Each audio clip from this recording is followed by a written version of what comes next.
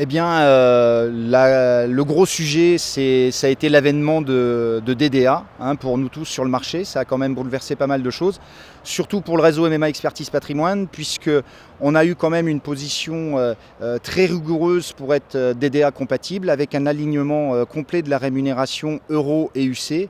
Et on se rend compte aujourd'hui que nos partenaires nous ont renouvelé leur confiance, ça les protège, ça nous protège, et la collecte se tient bien.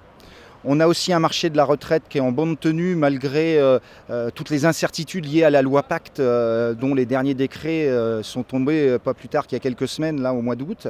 Et puis enfin, on continue à s'investir énormément sur le marché de la prévoyance, notamment via l'emprunteur.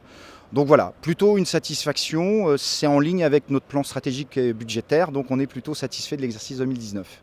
Pour nous, c'est important parce que tous les CGP ils sont confrontés avec une population vieillissante dans leur portefeuille. Donc le but, c'est d'anticiper les problématiques de la vulnérabilité et puis aussi de promouvoir la logique d'interprofessionnalité où on arrive à faire travailler plusieurs corps de métier ensemble. Et c'est vrai que c'est gagnant-gagnant pour un CGP pouvoir travailler avec notaire, expert comptable, mandataire et ainsi de suite. Donc c'est vrai que ce projet-là de mécénat qu'on fait avec France Tutelle, voilà, c'est un sujet d'actualité important pour nous sur Patrimonia. Un autre sujet d'actualité qui correspond bien à nos valeurs mutualistes aussi, c'est qu'on a une solution financière qui est ISR, mais on va plus loin dans la démarche ISR, ESG et ainsi de suite. C'est surtout avec un vrai programme de reforestation dans trois forêts qui sont parfaitement identifiées en France. Et puis on continue avec notre maison de gestion Covea Finance dans la démarche ESG, mais tout le temps dans l'équilibre des trois piliers, hein, que ce soit l'environnement sociétal et la gouvernance.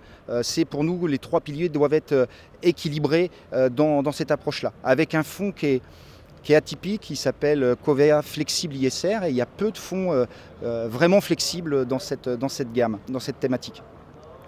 Et puis on étudie également une offre immobilière parce que c'est aussi une alternative à la baisse des taux aujourd'hui, on le prend en considération. Donc on est en train de mener une étude dans ce sens. Évidemment, la loi Pacte, gros sujet de la rentrée si je puis dire. Nous, une première réflexion, c'est qu'on a la légitimité et l'expertise pour être performant sur ce que je dirais le PER dans son approche individuelle. Donc on va développer également les autres compartiments qui sont obligatoires.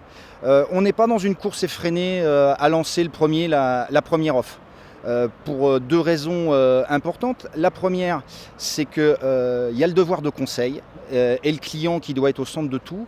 Et aujourd'hui, il n'y a aucune raison légitime à hâter le client final à faire ce type de transfert plutôt que d'évaluer réellement sa situation avec un marché qui va être complètement bouleversé et des garanties et tout un ensemble de paramètres à prendre en compte.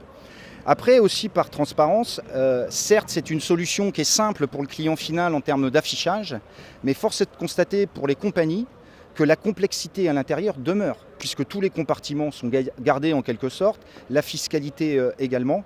Donc voilà, on est en train de travailler à réunir tous les atouts de notre offre Madelin et PERP qui est déjà aujourd'hui bien identifiée pour les mettre dans notre solution PER. Et puis aussi un message clair auprès de nos partenaires. On ne touche pas, au moins sur le premier trimestre, au système de rémunération pour qu'ils puissent continuer à travailler ce marché-là qui va être bouleversé en termes d'équilibre économique pour eux aussi et en termes de rémunération. Donc on ne touche à rien sur le premier trimestre pour assurer la continuité et une bonne passation.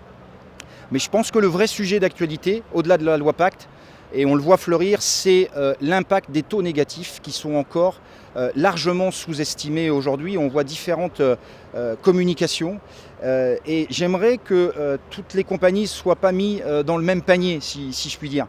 Puisque aujourd'hui, je ne voudrais pas que les taux négatifs soient l'excuse ou le prétexte à prendre des décisions sur des actifs qui ne seraient pas dotés suffisamment en réserve. C'est quelque chose qu'on répète depuis longtemps, nous, chez MMA Covea. C'est la fin du tout euro, mais ce n'est pas la fin de l'euro. Donc nous, aujourd'hui, notre fonds euro, il n'y a pas de souci. Il y a 320% de marge de solvabilité chez MMA, 6% de PPB pratiquement en réserve.